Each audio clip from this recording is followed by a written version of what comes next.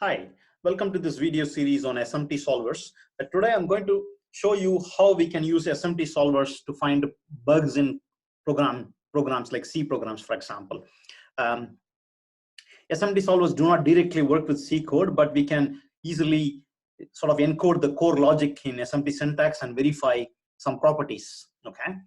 For example, the code that you're seeing is supposed to check whether two integers x and y can be added safely without creating integer overflow problems. Okay, like for example, if you add int max, which is the largest positive integer that you could represent, and 1 to it, your answer will be a negative number, which is quite surprising because in regular addition, if you add two numbers which are positive, you would never get a 0 or a negative.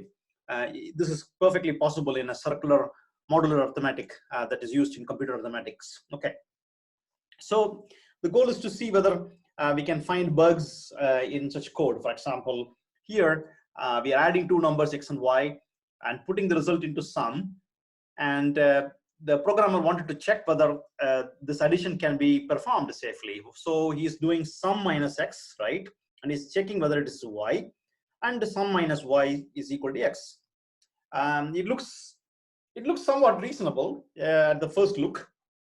You know, if plus worked correctly, we would expect this behavior to happen. But you know, you will be surprised to know that this program will actually always return true. It will never return anything other than 1. Okay, when I say true, true means 1, 0 means false. This is regular this is regular Boolean AND, by the way, just to make the syntax clear. So how can we find out this kind of problems easily using SMT solvers? Okay, so for that purpose, what I'm going to do is I'm going to model this in SMT syntax directly and show to you how we can check whether this program can ever return a 0, or ask the solver to find an input that will make this program to return 0. Okay, if solver could not come up with an answer, then we know for sure it's always returning 1 because we are doing a Boolean AND here. Okay, so what I'm going to do is I'm going to show you my little program which I codified in SMT syntax, right? What you're seeing here is basically SMT syntax representation of this number addition problem, right? We're adding two numbers x and y. If you remember the C code was doing something like this. It was placing the answer into the variable called sum. Let's see. It was placing the answer into the variable called sum, right? And then it was basically doing, this is the first step it was doing. The next step, it was just comparing whether sum minus x is equal to y, right?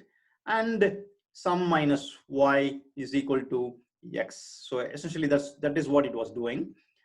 This is the Boolean, and so I will have to put 2 ampersand.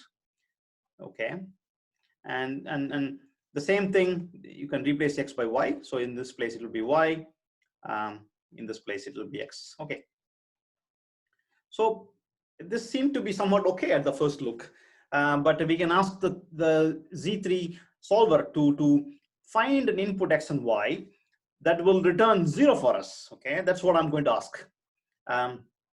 Where am I saying that? I'm saying it here. I of course rewrote the C function in the SMT syntax. If you have a large function, you wouldn't be able to directly do it. Of course, you would use some other tools for that purpose. But here it's a small function, so I can manually write it in SMT solver syntax. So this logic that you're seeing on your upper right hand corner is basically what this is, right? Okay, so this is basically the function. And what we're asking the solver is to find an input that will make this statement to true. Okay, and if the solver is saying, let's see what happens if we run it. Okay, before I speak, let me run it. So I'm going to say, solver, go ahead and find an expression or a value for x and y such that the assert statement is true. Okay, So the solver came back and said unsat. Okay, now let me explain to you what it means unsat. It means that it was not able to come up with an X and Y in such a way that this particular expression, right, the expression that you're seeing here, it was not able to make this whole thing true. Okay, never true. What it means never true? We have a not in the front, right? Which means, okay, the whole thing is always false. Okay, that's the reason the solver is saying I'm unable to find an X and Y to make this statement to be true. So this whole thing is always false. What it means now is that there's a not in the front. That means the whole thing is always true. Okay, which means that this program is actually always returning 1.